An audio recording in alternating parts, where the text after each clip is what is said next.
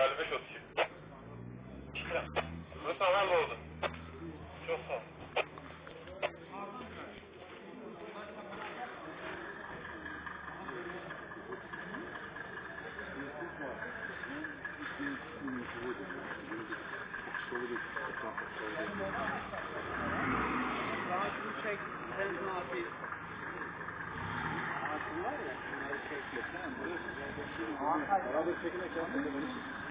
Gel o tarafa gel. He? 20-33.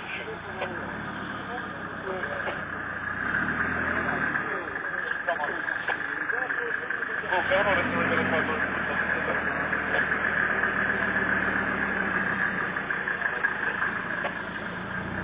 Karabağ restoranı Anadolu tarafa var.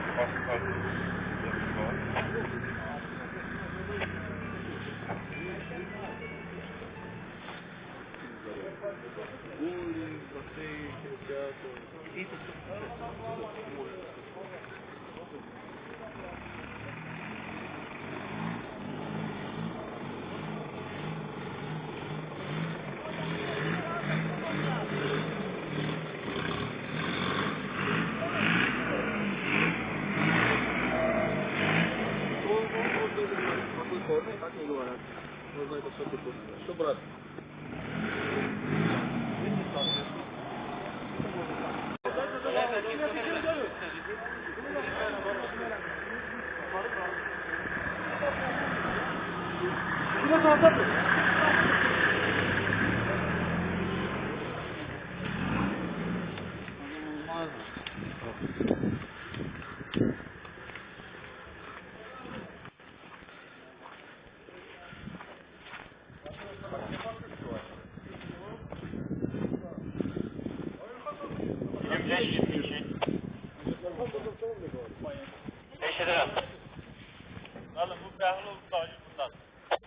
Rusla, Erhan'cıya toplayıya git, iki tam. Oldu. Hemen çok biraz sonra kapatmayın.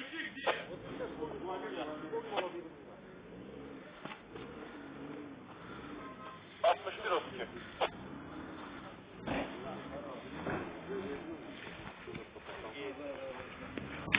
61 32. Это моя покрышка упала. А твой работник?